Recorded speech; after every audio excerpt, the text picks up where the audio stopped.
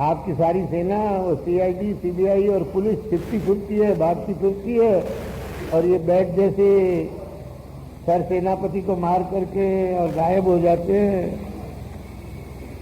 बस भगवान उठे, उठ करके अपनी जटा बिखेरी और जटा में से एक बाल निकाल करके पृथ्वी पर डाल दी। उससे कृष्ण वर्ण 1000 जिसके हाथ, 3 सूर्य के समान जिसके नेत्र, काल के समान जिसके गाढ़े हैं, और अनंतानंत शस्त्र जिसने धारण कर लिया है, पृथ्वी से लेकर के जिसका शरीर स्वर्ग तक को स्पर्श कर रहा है, ऐसा एक वीरभद्र नाम का भगवान भूत बावन काशी में भी एक पैदा हो गया था एक बार। ये अभी 50 साल पहले की बात है। रुद्रभद्र, वीरभद्र नाम का एक गण उत्पन्न हुआ और हाथ जोड़ करके भगवान शंकर से पूछा, महाराज दास के लिए क्या सेवा है बताइए, क्यों याद किया? वीरभद्र, तुम मेरे अंश से पैदा हुए हो, मेरे गणों में मुख्य हो, जाओ दक्ष प्रजापति की खबर लो। वीरभद्र ने शिव की आज्ञा प्राप्त की, परिक्रमा की और सिंहनाद करते हुए रुद्र के पार्षदों को साथ में लेकर के महांत कालांतक शूल इन सब शस्त्रों को लेकर के और उस यज्ञ भूमि में प्रवेश कर लिया। ऋत्विजों ने, यजमानों ने, सदस्यों ने उत्तर दिशा की ओर से उड़कर आते हुए बड़े भारी धूल को देखा, सोचने लगे ये क्या है? अरे हवा चलना बंद हो गया, चोर तो दिखाई नहीं देते, डाकू दिखाई नहीं देते, आतंकवादी भी दिखाई नहीं देते, और ये गायें क्यों भाग रही है? गायों के आने का समय भी नहीं है, फिर भी ये धूल कहां से उड़ रही है? मालूम पड़ता है लोगों का प्रलय हो जाएगा मालूम। और सच तो ये है कि दक्ष की पत्नी आदि ने और दक्ष ने सबने मिलकर के सती का अपमान किया, उसका ये फल मालूम पड़ता है। प्रलय काल में जैसे भगवान भूत भावन शंकर अपनी जटा कलाप को शूल के अग्र में रख करके और दिग्गजेंद्र के ऊपर विराजमान होकर के हर्ष से नृत्य करते हुए संसार का प्रलय करते हैं, वही स्वरूप आज प्राप्त हो गया है। सारे संसार और ब्रह्मा का भी कल्याण होना बड़ा कठिन दिखाई लगता है। इस बेचारे ऋत्विजों और दक्ष प्रजापति की तो बात ही क्या रह गई है, बड़े भारी उत्पात हो रहे हैं। मालूम पड़ता है रुद्र के अनुचरों ने यज्ञ भूमि में प्रवेश करके और यज्ञ को बंद कर दिया, चले गए। इतना विचारते रहे, पहुंच गए यज्ञ में भगवान शंकर के अनुसार। किसी ने प्रागवंश को तोड़ दिया, किसी ने पत्नीशाला का खात्मा किया, किसी ने आग्निद्रशाला, किसी ने यजमान घर को तहस नहस कर दिया, यज्ञ पात्रों के टुकड़े टुकड़े करके फेंक दिए।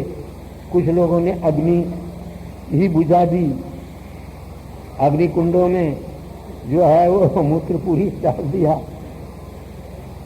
मेखलाओं को तोड़ दिया, मुनियों की जटाएं पकड़ पकड़ करके और घींचने लगे। यजमान की पत्नियों को भी पकड़ पकड़ करके, उनके केस पकड़ पकड़ करके और खींचने लगे। देवता लोग बेचारे भागे। मणिमान ने जो है वो भृगु को सबके पहले बांधा।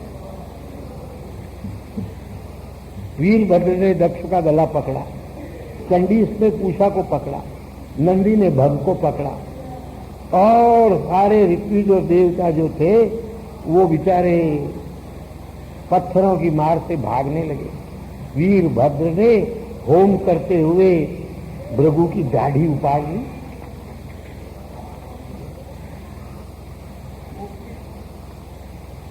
भग को पृथ्वी पर गिरा करके उसके नेत्र बाहर निकाल लिए। पूषा जो भगवान की निंदा के समय दांत दिखा करके हंसा था, उसके दांत निकाल लिए और अग्नि में होम कर दिए। वे बात वीरभद्र जो था उसने दक्ष का सिर खड्ग से काट करके बड़ी मुश्किल से कटा। मंत्र सहित शस्त्रों से अभिन्न त्वच वाले दक्ष को देख करके बड़ा आश्चर्य हुआ। बहुत देर तक सोचने लगा। अंत में पशुवत कंठ को किसी न किसी तरह से हलाल करके उसका सिर काट ही लिया और संपूर्ण शिव के गण जो थे वो जय जयकार करने लगे और ब्राह्मणों को तो बड़ा शौक हुआ, लेकिन वीरभद्र ने दक्षिणाग्नि कुंड में उस सिर को होम दिया। इस प्रकार सारे देवजन को जला करके कैलाश में चले गए। मैत्रेयी कहते हैं, हे विदुर, सारे देवता रुद्र के सैन्यों से पराजित होकर के और शूल पट्टिस इत्यादि शस्त्रों से शत विक्षत अंग होकर के ब्रह्मा जी महाराज को जाकर के और कहने लगे, हमारी महाराज आपने ये दुर्दशा कराई।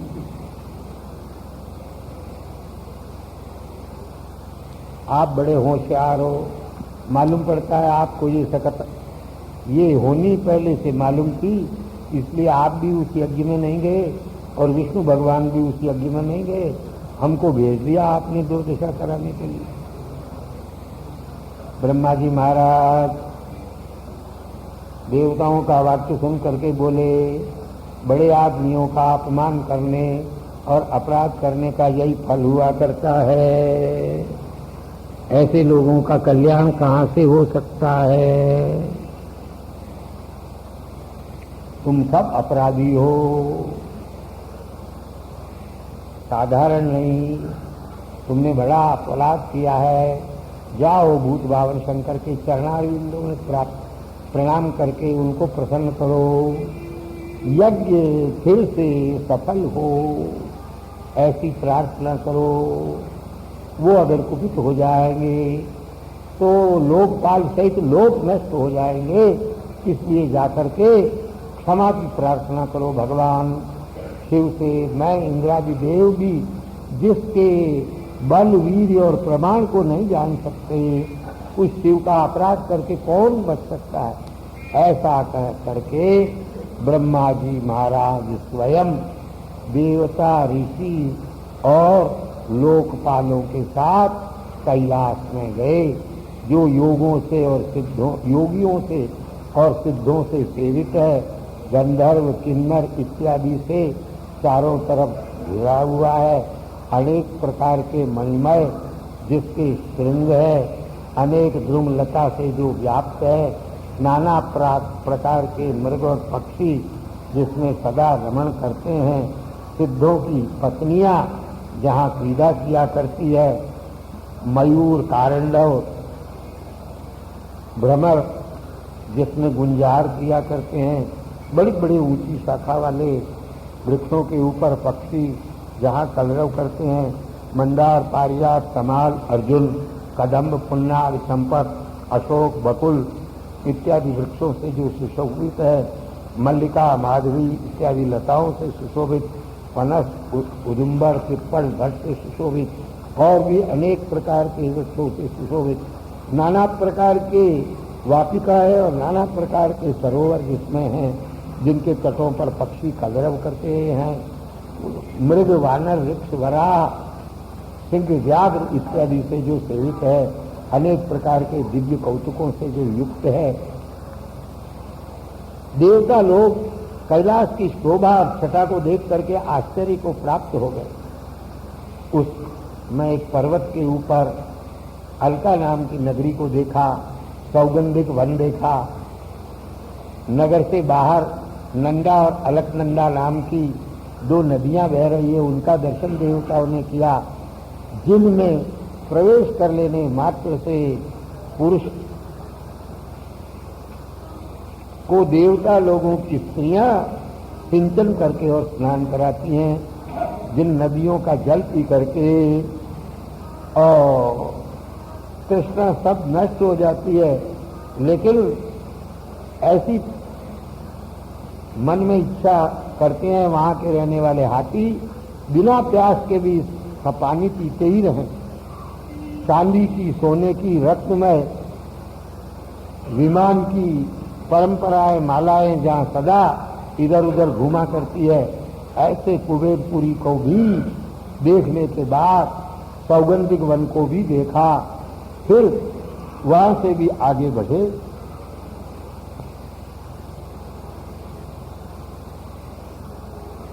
तो वैदुर्य के सोपान वाली जहां वापियां हैं और उत्तमोत्तम वन है, ऐसे भगवान के कैलाश के वन को देखा। वहां एक वटवृक्ष देखा, 100 योजन जिसकी ऊंचाई और 75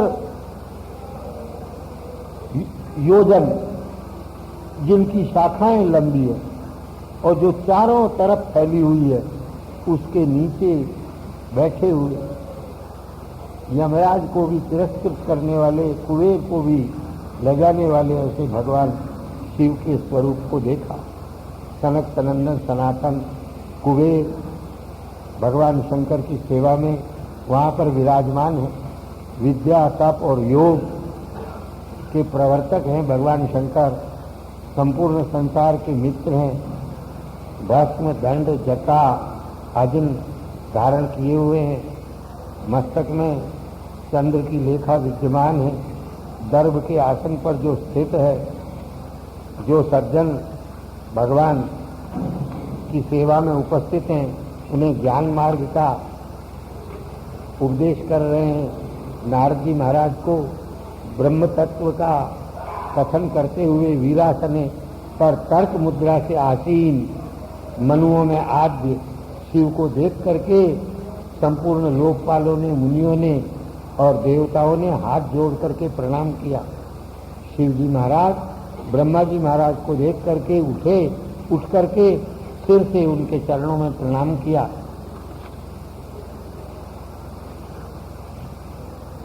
शिव के अनुयायियों ने भी ब्रह्मा जी महाराज को प्रणाम किया। ब्रह्मा हंसते हुए भगवान शिव से बोले, भगवान, मैं आपको सारे संसार का स्वामी जानता हूं। आप अखंड ब्रह्म हैं।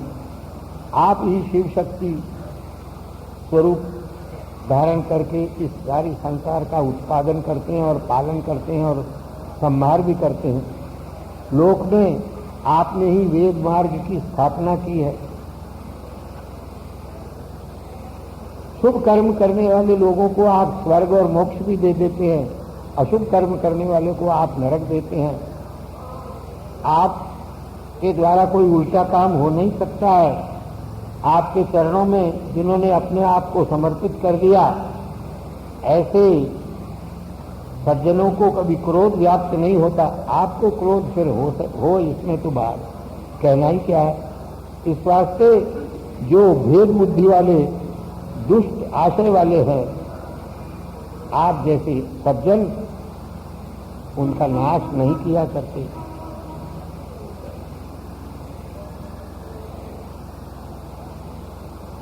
लेकिन संसार में मोह से जिनके आक्रांत हैं, ऐसे बाहरी दृष्टि वाले अज्ञानियों की कमी नहीं है, और उनके द्वारा किए जाने वाले अपराधों का भी कोई ठिकाना नहीं है। लेकिन आप कैसे सज्जन तो उन पर दया ही करते हैं। कर्मों में ही जिनकी बुद्धि सदा लगी रहती है, ऐसे लोग सदैव अपराधी हैं। हमारी भी गणना उनमें ही है, इसलिए आप हम पर कृपा करो। आपने यज्ञ का आदर किया है, आप ही तो यज्ञ के स्वामी हैं, और आपके द्वारा ही यज्ञ का नाश हो, ये आपको शोभा नहीं देता। इस वास्ते आप अब उस यज्ञ का फिर से उद्धार करो। ऐसे दुष्ट जो याज्ञिक है, वो आपको यज्ञ का भाग नहीं देते, लेकिन आप तो उन दुष्ट याज्ञिकों को भी यज्ञ के फल से वंचित नहीं रखते, उनको यज्ञ का फल दे दिया करते हो। मैं चाहता हूं महाराज आपकी कृपा से ये मरा हुआ यजमान फिर से जी जाए, भग नाम के देवता को नेत्र प्राप्त हो जाए और भृगु महर्षि जिसकी दाढ़ियां आपके गणों ने उपाड़ ली उसकी दाढ़ी फिर से लग जाए। पूषा नाम के देवता ने जिसने भगवान शंकर को दांत दिखा करके हंसा था, उनके दांत तोड़ दिए महाराज आपके गणों ने, उसके दांत फिर से लगवा दो। बहुत से डेंटिस्ट हैं आपके यहाँ।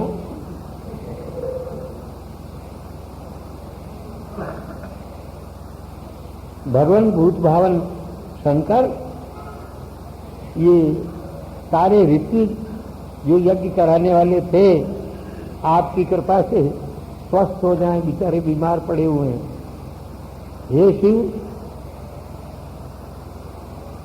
अब जितना बचा हुआ भाग है ये सत्य रुद्र भागा, यज्ञ में जो कुछ बचा है वो सब आपका ही भाग है।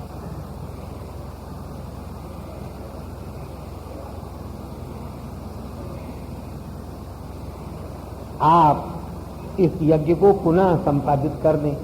मैत्रेय कहते हैं, हे विदुर, ब्रह्मा की प्रार्थना सुन करके शिवजी महाराज के मुखारविंद पर मंद मुस्कान आ गई और बोले, ब्रह्मा जी महाराज, मेरी माया से अभिभूत जो अज्ञानी लोग होते हैं उनके अपराध का कहाँ तक हम मन में ख्याल करें। साधारण रूप से इस अभिमानी को हमने दंड दे दिया, कोई बात नहीं। दक्ष का जो सिर जल गया है, इस बकरे का सिर काट करके दक्ष का सिर दक्ष के धड़ से जोड़ दो। अब वेद मंत्र भी आप मित्र से हम चक्षु का, अब धड़ जो है वो मित्र के नेत्र से देखेगा, पूषा जो है वो पृष्ठभूख हो जाएगा, यजमान के दंतों से ही वो पुरोडाश आदि का भक्षण करेंगे, देवता लोग स्पष्ट हो जाएंगे, यज्ञ के अंग जितने नष्ट हुए हैं और अश्विनी कुमारों के बाहुओं से, अश्विनों और बाहुभ्याम पूषणों हस्ताभ्याम, और भृगुजी महाराज की दाढ़ी वाड़ी जो खींच ली गई है, बकरे की दाढ़ी लगा दो उनके, क्या बात। ये प्लास्टिक सर्जरी पहले हमारे यहाँ चलती थी भाई, वेदों में इसका वर्णन है, नई इजाद नहीं की आजकल के साइंस में कोई। जो हमारे वेद मंत्र में आता है, एक ऋषि की पत्नी की जंघा भेड़िया खा गया था, ऋग्वेद के मंत्र में वर्णन है, सद्यो जंगाम आयसीम विस्पलायई, विस्पला नाम की एक ऋषि की पुत्री थी, उन्होंने लोहे की जंघा उसी समय फिट कर दी अश्विनी कुमारों ने। इसी प्रकार एक ऋषि का जबड़ा खा गया था भेड़िया, तो उसको भी प्लास्टिक का बना करके अश्विनी कुमारों ने लगा दिया गया था। ये प्लास्टिक सर्जरी नई नहीं है, हमारे वेदों में इसका वर्णन है, और हमने जामनगर के रिसर्च सेंटर में इन सब बातों को लिख करके और छोड़ दिया।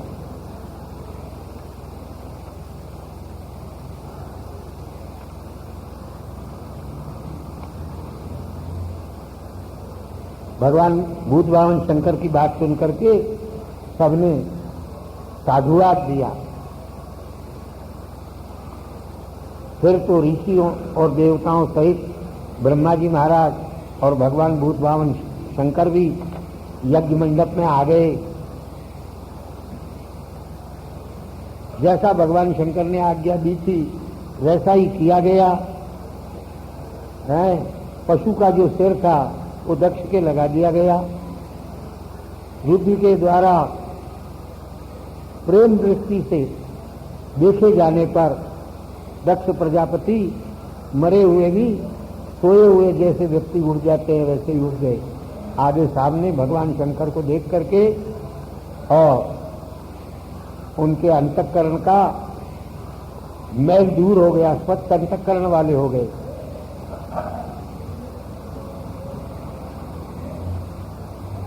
भगवान की स्तुति करना चाहा, लेकिन अपनी कन्या जो सती मर गई थी उसका स्मरण हो गया, प्रेम से विह्वल हो गए, निष्कपट होकर के और भगवान शंकर की स्तुति करने लगे। कहने लगे, भगवान आपने हमारे ऊपर जो दंड दिया वो दंड नहीं, यह आपका अनुग्रह है, आपकी कृपा है। दुष्टों को दंड देना यही दुष्टों के ऊपर कृपा है।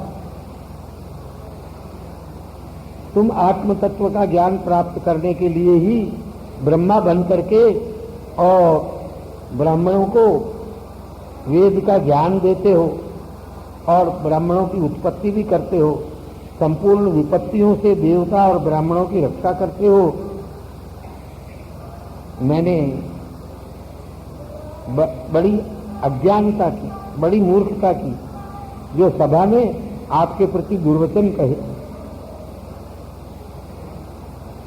मैं आपकी निंदा करके अवश्य ही नरक में गिरने वाला था, आपने यही दंड दे करके और मुझको बचा लिया। मैत्रेय कहते हैं, विदुर इस प्रकार शिव से क्षमा मांग करके ब्रह्मा की आज्ञा से दक्ष प्रजापति ने ऋत्विजादि के साथ मिलकर अपने यज्ञ को पूरा कराया। वीरभद्र के संसर्ग की शुद्धि से यज्ञ की संतति के लिए वैष्णव विष्णु देवता त्रिकपाल पुरोडास का निर्वात किया। यजमान ने भगवान का ध्यान किया, भगवान वहां स्वयं आकर के और प्रकट हो गए अपने तेज से। तपस्वियों की तेज को भी तिरस्कृत करते हुए गरुड़ के ऊपर विराजमान होकर के भगवान वहां आ गए। श्याम सुंदर किरीट कुंडल युक्त जिनका मस्तक और कान है, शंख चक्र गदा पद्म और खड्ग जिन्होंने धारण किया हुआ है, ढाल भी जिन्होंने धारण किया है, वक्षस्थल में जिनके भगवती महालक्ष्मी विराजमान है, वलमाला जिन्होंने धारण की हुई है, छत्र चामर व्यजन से जो शोभित हैं, ऐसे हरि को आए हुए को देख करके ब्रह्म विष्णु इंद्र भगवान भूत भावन शंकर सबने एक साथ भगवान के चरणारविंदों में प्रणाम किया। भगवान की महिमा से अंतःकरण सबके क्षुभित हो गए, हाथ जोड़ करके और भगवान की स्तुति करने लगे। पहले दक्ष ने भगवान की स्तुति करते हुए और भगवान से कहा, महाराज आप तो माया के भी अधिष्ठाता बनके सदा स्वतंत्र रहते हैं, आपकी माया से ही पुरुषत्व प्राप्त करके और मायावी के समान ब्रह्मा जो है वह सृष्टि की रचना करते हैं। ऋत्विज कहने लगे, महाराज हम तो दुराग्रह वाली बुद्धि प्रोजुडिस है, कर्म करना ही श्रेष्ठ है, इसके सिवाय हम कुछ नहीं जानते, आपके वास्तविक तत्व को समझ नहीं कर सकते हैं। सदस्य लोग भगवान की स्तुति करते हुए कहने लगे, आप तो सबके आश्रय देने वाले हैं, हम सब अज्ञानियों का समूह यहाँ पर बैठा हुआ है, ये संसार मार्ग में ही काम से पीड़ित होकर के और इन सब यज्ञादि कर्मों में लगा रहता है। आपके चरणारविंद को हम कभी प्राप्त करते नहीं, उस ओर जाने की भी इच्छा नहीं करते। भगवान शंकर कहने लगे, मैंने अपना चित्त आप में लगाया हुआ है, इस वास्ते मुझे लोग सदाचार से भ्रष्ट कहते हैं, तब भी आपकी कृपा से मैं इन सब बातों की परवाह नहीं करता। भृगु कहने लगे, हे विष्णु भगवान, ब्रह्मा जी आपकी माया से ज्ञान को भी छोड़ बैठते हैं, फिर उनको आपके स्वरूप का ज्ञान कहाँ से हो सकता है, इस वास्ते आप कृपा करके और प्रसन्न हो जाइए। ब्रह्मा स्वयं भगवान की स्तुति करते हुए कहने लगे, साधारण पुरुष इंद्रियों के द्वारा आपके स्वरूप को जान नहीं सकते हैं महाराज, आप मायामय हैं और माया से भिन्न हैं। इंद्र कहने लगे, अष्टभुजाओं से युक्त जो आपका यह शरीर है, यह दुष्टों को दंड देने के लिए ही 8 प्रकार के दंडों को अपने हाथ में रखता है। जो की पत्नियों ने भगवान की स्तुति करते हुए कहा, महाराज आपकी पूजा करने के लिए ही तो यज्ञ बनाया गया, भगवान शिव ने इसको नष्ट कर दिया, आप अपनी दृष्टि से इसको पवित्र कर दीजिए। ऋषि लोगों ने कहा, आप ही तो कर्म के अनुष्ठाता हैं महाराज, लेकिन आप कर्म से लिप्त नहीं होते हैं। दूसरे लोग तो संपत्ति के लिए लक्ष्मी का भजन करते हैं, आप तो स्वयं अपने चरणारविंदों के पास आई हुई लक्ष्मी का भी आदर नहीं करते। सिद्ध लोग कहने लगे,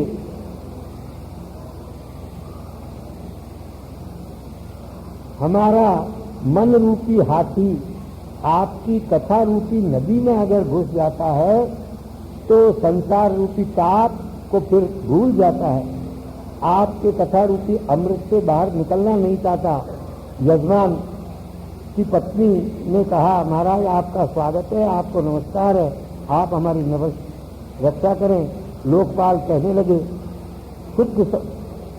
शुद्ध अंतक करने वाले लोगों के लिए आप शुद्ध तत्व की मूर्ति के स्वरूप में प्रकट होते हैं, हमारे जैसों के मन में आपका प्राकट्य नहीं होता, इसलिए हमको धिक्कार है। योगेश्वर कहने लगे, जो अपने आप को आपसे पृथक देखने वाले हैं वे आपको कभी प्रिय नहीं होते, फिर भी जो आपकी भक्ति से आपका आराधन करते हैं आप उनके ऊपर अनुग्रह करते हैं। आप अपनी माया के स्वरूप से ही ब्रह्मा की भेद बुद्धि उत्पन्न करते हैं। ब्रह्मा कहने लगे, धर्मादि का और भक्ति का फल दान देने वाले तो आप ही हैं। आप महाराज आपके तेज से ही आप्यायित होकर के हम पितरों को स्वधा पहुंचाते हैं और देवताओं को स्वाहा पहुंचाते हैं। देवता लोग कहने लगे, आप प्रलय काल में विश्व का संहार करते और शयन करते हैं, आज हमारे दृष्टिगोचर हो गए हैं, हमारा अहोभाग्य है महाराज। गंधर्व लोग कहने लगे, ये मरीच्यादि देव जिसके अंश हैं, ब्रह्मा जिसका खिलौना है, ऐसे आपके लिए हम नमस्कार करते हैं। विद्याधर कहते हैं, आपकी माया से इस शरीर में अहंता ममता रूपी दुर्बुद्धि हमको उत्पन्न हो जाती है, पुत्रादि से दुखी होकर के और हम मान का भी त्याग नहीं करते हैं, आपके कथामृत का आदि सेवन कर लेते हैं, तब तो इन सब बातों का त्याग हो जाता है। ब्राह्मण लोग कहने लगे, यज्ञ हवि अग्नि मंत्र समिधा दर्भा पात्र सदस्य ये सब ब्रह्मार्पणम ब्रह्महविर ब्रह्माग्नौ ब्रह्मणाहुतम ब्रह्मैवतेन गंतव्यम ब्रह्म कर्म समाधिना। हे महाराज, आपने वराह रूप धारण करके इस पृथ्वी का अपनी दंष्टा से उद्धार किया था, आपके दर्शन की हम इच्छा रखते हैं, आप हमारे ऊपर कृपा करके और प्रसन्न हो जाइए। मैत्रेयी कहते हैं, हे विदुर जी महाराज, इस प्रकार सब ने मिलकर के भगवान की स्तुति की तो भगवान ने फिर से यज्ञ को चालू करवा दिया और सर्वात्मा सर्व यज्ञ का भोग लेने वाले भगवान ने दक्ष प्रजापति से कहा, मैं ब्रह्मा शिव ये जगत के परम कारण है, मैं संपूर्ण आत्माओं का भी स्वामी होकर के अपनी माया का आश्रय लेकर के विश्व की सृष्टि करता हूँ, रक्षा करता हूँ और प्रलय भी करता हूँ, और ये सब करते हुए ब्रह्मा विष्णु महेश नामों को भी प्राप्त करता हूँ। ऐसा मेरा स्वरूप है, लेकिन जो मुझ में ब्रह्मा में और भगवान शंकर में भेद बुद्धि करता है वो महाअज्ञानी है। हाँ, जो इनमें पराई बुद्धि नहीं करता वही मनुष्य श्रेष्ठ है। जैसे मनुष्य कोई पागल अपने ही शरीर में, हाथ में, पैर में, आंख नाक कान में पराई बुद्धि कर दे तो उसके जैसा मूर्ख मनुष्य संसार नहीं। ऐसे ही ब्रह्मा विष्णु महेश में भी जो भेद बुद्धि करे उस जैसा मूर्ख संसार में कोई दूसरा नहीं, वह कभी शांति को प्राप्त नहीं कर सकता। हाँ, एक बुद्धि करने वाले व्यक्ति को ही शांति प्राप्त हो सकती है। मैत्रेयी कहते हैं भगवान की ऐसी आज्ञा प्राप्त करके और दक्ष प्रजापति ने स्वयं यज्ञ के द्वारा भगवान का यजन किया और यज्ञ को समाप्त करके अवभृत स्नान किया। देवता लोग दक्ष प्रजापति की बुद्धि धर्म में लगे ऐसा आशीर्वाद दे करके और स्वर्ग में चले गए। दक्ष कन्या सती भी उस दक्ष के दिए हुए शरीर को त्याग करके हिमाचल पर्वत में हिमालय की मीना नाम की पत्नी में पार्वती रूप से फिर अवतार धारण करती भई।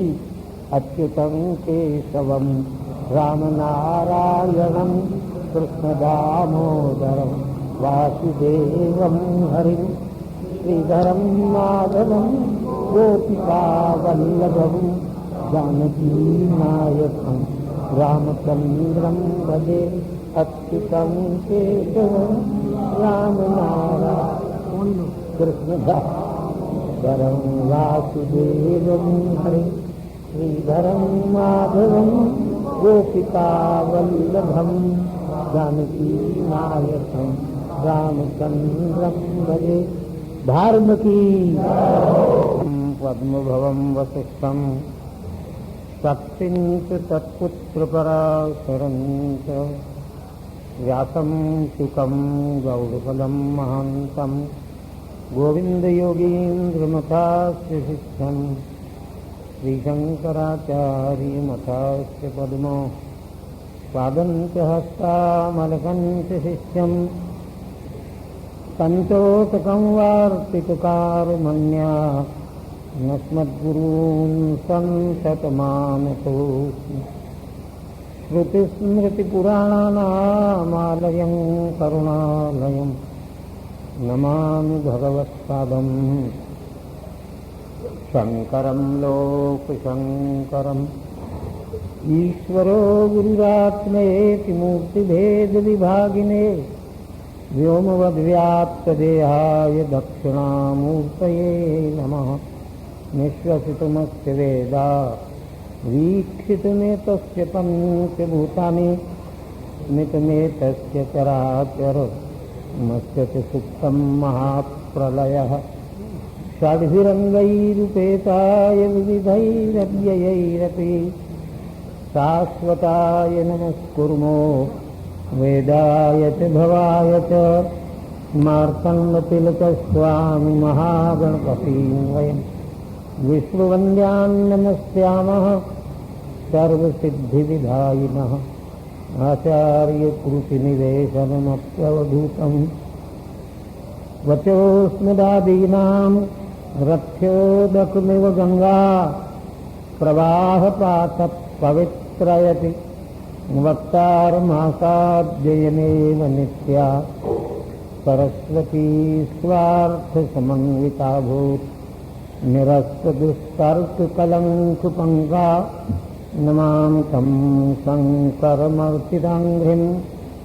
वागीशाद्यास्तु मनसः सर्वार्थानां चक्रमे यं नत्वा कृतकृत्यास्युस्तन्नमामि गजाननम्।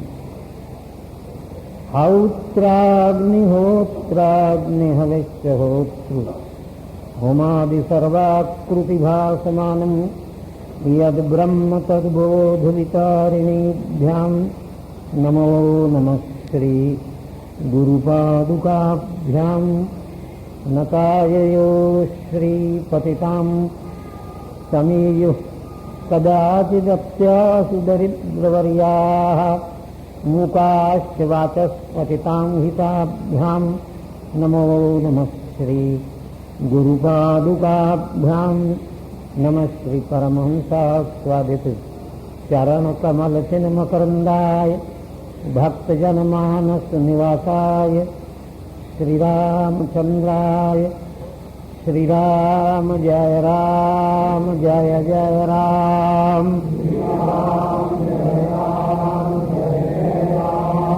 श्रीराम जय राम जय जय राम।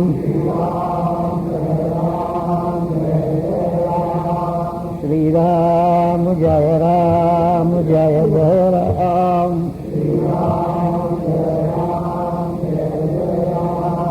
श्री राम जय राम जय जय राम। श्री राम जय राम जय जय राम।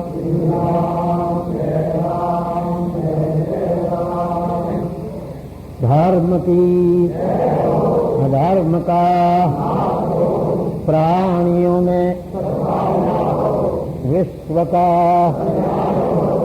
गोहत्या गौ माता की धर्म सम्राट स्वामी श्री कर्कोत्री जी महाराज की। हर हर नारायणं नमस्कृत्य नरं चैव नरोत्तमं देवीं सरस्वतीं ततो जयमुदीरयेत्। गुरुभ्यो नमः परम गुरुभ्यो नमः परातः।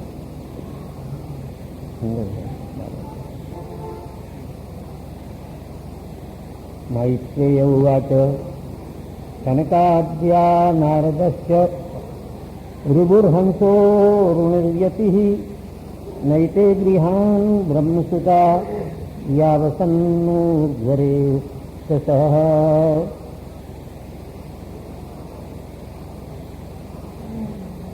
मैत्रेय जी महाराज विदुर से कहते हैं, दक्ष प्रजापति की संतानों का वर्णन आपने सुना।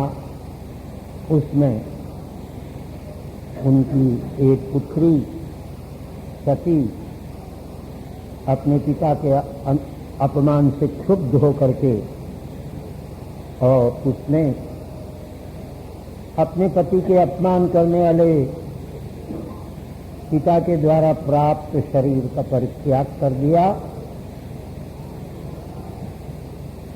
पतिव्रता पत्नी अपने पति का इतना सा भी अपमान सहन नहीं कर सकती।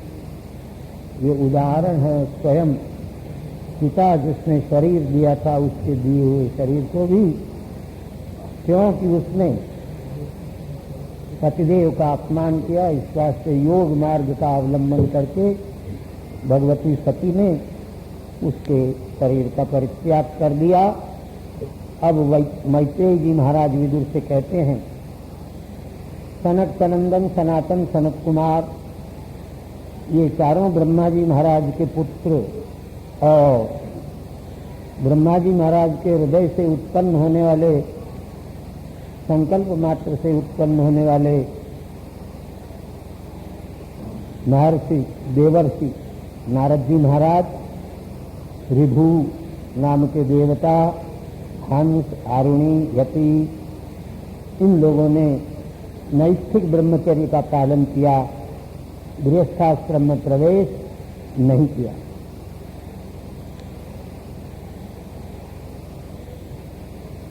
ब्रह्मा जी के पृष्ठ से अधर्म की उत्पत्ति हुई। उस अधर्म के वंश को विदुर जी महाराज सुनो और आप लोग भी ध्यान दे करके सुनो, कैसे अधर्म से और अधर्म के वंश से बचा जा सकता है।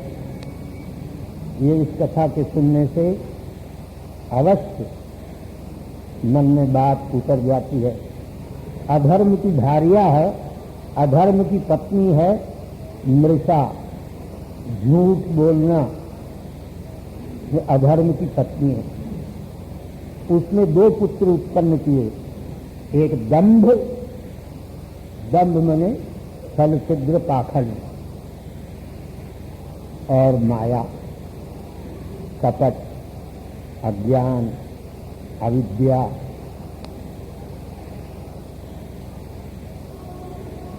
इन दोनों के कोई संतान नहीं हुआ और निवृत्ति के भी कोई संतान नहीं हुआ, इसलिए इन दोनों को अपने पुत्र रूप में निवृत्ति ने ग्रहण कर लिया। उनके फिर दो पुत्र हुए, एक लोभ और एक सठता। उनसे क्रोध और हिंसा की उत्पत्ति हुई।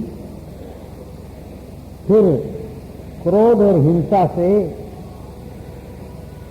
कलह अर्थात आपस में कलह की उत्पत्ति हुई और दुरुक्ति नाम की कन्या पैदा हुई, जिसका अर्थ है कटु वचन। दूसरे को बुरे लगे ऐसे वचन अपने मुख से बोलना। इस कली से अर्थात कलह से और दुरुक्ति से भय और मृत्यु उत्पन्न हुए। भय और मृत्यु से यातना और नरक उत्पन्न हुए। ये अधर्म का वंश है। इसको जो 3 बार सुन लेता है और इनका जो त्याग कर देता है वह पुण्य को प्राप्त होता है। अब स्वयंभू मनु के वंश का कथन करते हैं। मनु के प्रियव्रत और उत्तानपाद के नाम के 2 पुत्र हुए। उत्तानपाद के 2 पत्नियां थी। एक का नाम था सुनीति और दूसरी का नाम था सुरुचि। सुरुचि उत्तानपाद अपने पति को अत्यंत प्रिय थी और सुनीति उसको प्रिय नहीं थी, जिसके पुत्र हुए ध्रुव। एक दिन राजा उत्तानपाद सुरुचि के पुत्र को अपनी गोदी में लेकर के और उसका लालन कर रहे थे, लाड प्यार कर रहे थे, जिसका नाम था उत्तम। इतने ही में सुनीति का पुत्र जो ध्रुव था वह भी 5 वर्ष की अवस्था का था। धीरे धीरे पिताजी की गोद में आकर के उसने बैठना चाहा, लेकिन पिता ने उसका बैठना पसंद नहीं किया।